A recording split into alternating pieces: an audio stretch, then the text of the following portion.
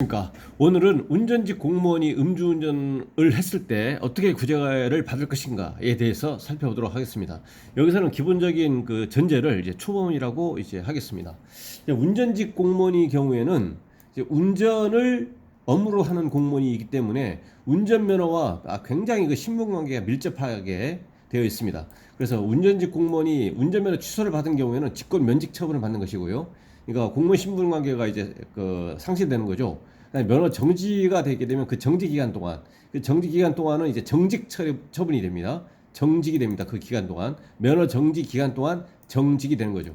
그래서 일반적인 이제 음주운전 그 면허를 운전면허가 취소가 됐을 때 그 구제 그 절차, 그다음에 그와 관련한 이제 형사처벌 관계를 먼저 살펴보면, 이제 일반적으로 음주운전이다 그러면 여기서 초범이다라는 전제이기 때문에 음주 수치가 과도하게 높다거나 그러지 않는 이상은, 왜냐하면 음주 수치가 실무적으로 2.0 이상이 되는 경우에는 벌금형이 나오는 경우도 있지만, 사안에 따라서는 이제 공판 절차를 거쳐서 약식이 아닌 이제 정식재판 공판 절차를 거쳐가지고 이제 또 벌금형이 나오기도 하지만 징역형의 집행유예를 선고를 받는 경우도 있습니다.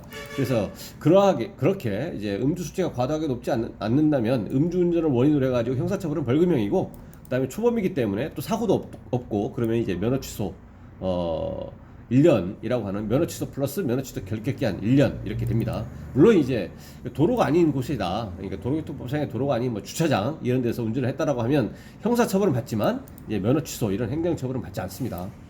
이제 형사처벌은 그 벌금형이고요. 이것도 이제 초범이고 사고가 없고 이렇게 하기 때문에 그 검사가 약식 기소를 하고, 그다음에 법원 판사가 약식 명령을 내리면, 그다음에 검찰에서 벌금 납부 통지를 하고 벌금을 완납하면 모든 절차는 끝납니다. 그래서 예상되는 벌금은 일반적으로 이제 음주 수치를 기준으로 하고요.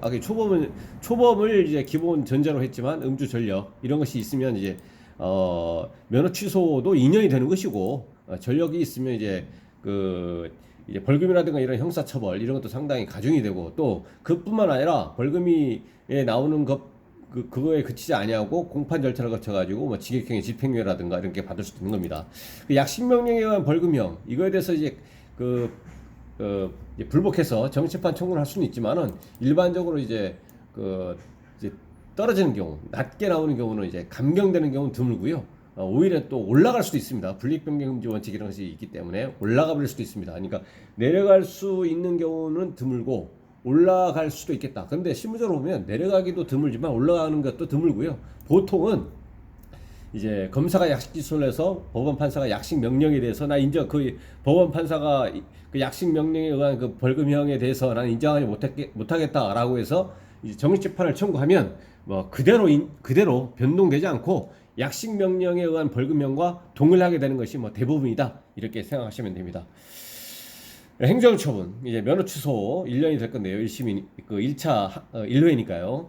이거에 대해서는 이제 일반적인 절차처럼 생계운전자 구제 방법이 이의신청이라는 것이 있고, 행정심판 청구라고 하는 것이 있고, 다음에 행정소송이라고 하는 것이 있습니다. 이의신청 한 번 할 수 있고요. 행정심판 한 번 할 수가 있고, 행정소송은 1심, 2심, 3심 이렇게 있습니다.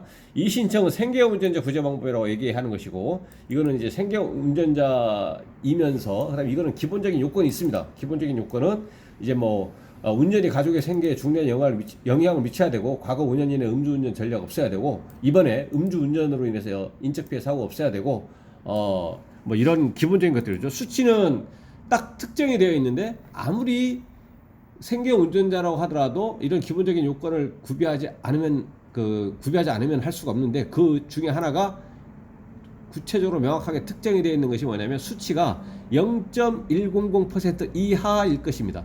0.100을 초과해버리면 아무리 뭐 개인 택시 운전기사, 뭐 화물 트럭으로 그 운송을 하면서 직업을 하고 있다라고 하더라도 아예 안 되는 겁니다. 그러니까 아까 말씀드린 그 구체적인 그 요건, 운전이 가족의 생계에 영향을 미쳐야 되고, 음주 수치는 0.100 이하이어야 되고, 과거의 음주운전 전력이 5년 이내에는 없어야 되고, 이번에 음주운전 중에 인적피해 사고가 없어야 된다는 거, 이런 것들을 다 구비해야만이 일단 이 신청이라는 걸 할 수가 있고, 신청이 되어지면 이 심사를 거쳐가지고 각 시도에 있는 그 경찰청, 지방경찰청 그 운전면허 행정처분 심의위원회에서 결정을 하고, 각 시도 경찰청장이, 그러니까 지방경찰청장이 그걸 표명을 한다는 얘기죠. 가결이냐 부결이냐. 그러니까 111 면허 정지로 바뀌느냐 안 바뀌느냐를 그렇게 표명을 한다는 얘기입니다. 행정심판 청구는 세종특별자치시에 있는 중앙행정심판위원회에서 운전면허 취소가 된 것에 대해서 이제 그 청구를 합니다. 나에 대한 운전면허 취소는 이러이러한 점 때문에 위법 또는 부당하다라고 주장하면서 그 주장 사실에 대해서 입증을 해서 행정심판 청구를 하면 상대방인 그 지방경찰청에서 반박이 오고 답변서라고 해서 또 그거에 대해서 다시 재반박을 하는 이제 보충서면 이런 것들 이런 공격 방어 절차가 진행이 되고 나서 그 관할 중앙행정심판위원회에서 이제 결정을 하게 됩니다. 그러니까 인용 이거는 운전면허 취소가 어떠한 점 때문에 위법하기 때문에 운전면허 취소된 것 자체에 대해서 취소하라 이것이고요. 근데 이런 경우는 드물고 보통은 구제가 되었다고 하더라도 그 구제의 구체적인 내용은 운전면허 취소에 대해서 110일 정지로 변경 또는 감경해 주는 겁니다. 110일 정지로 변경해 주는 것이고 그러면 여기서 만약에 기각이 됐다라고 하면 이제 불복할 경우에는 이제 그때 이제 법원 행정소송으로 갈 수가 있습니다. 나 행정심판 하지 않고 바로 행정소송 하겠다 못합니다. 규정상. 그래서 행정심판을 먼저 해야 되는 거죠. 그리고 나서 이제 행정소송으로 갈 수가 있는 거죠. 여기서 만약에 기각이 된다면 행정소송은 1심, 2심, 3심 대법원까지 있습니다. 그래서 만약에 행정소송에 행정심판과 상대적으로 제일 안 좋은 점은 반대로 얘기하면 행정심판에서 좋은 점은 행정심판에서 구제가 되면 이제 게임 끝난 것이고요. 더 이상 상대방에서도 나 인정 못해 이거 못합니다. 끝난 것이고 근데 행정소송으로 갔다. 행정소송에서 만약에 구제가 되어도 꼭 이긴 건 아니죠. 왜냐하면 상대방이 나 우리 인정 못해 항소할래 법원 2심 가는 겁니다. 최악의 경우는 이제 대법원까지도 가야 되는 거죠. 행정소송은. 그래서 가장 좋은 것은 이의신청이나 행정심판에서 여기서 구제가 돼버리면 모든 것이 끝난다. 왜냐? 상대방이 우리 인정 못하니까 소송하자. 이렇게 못하니까. 그래서 이의신청이나 행정심판에서 구제가 되는 것이 운전자 입장에서는 가장 유리하다. 라는 거죠. 왜냐하면 확정적으로 구제를 받을 수 있기 때문에.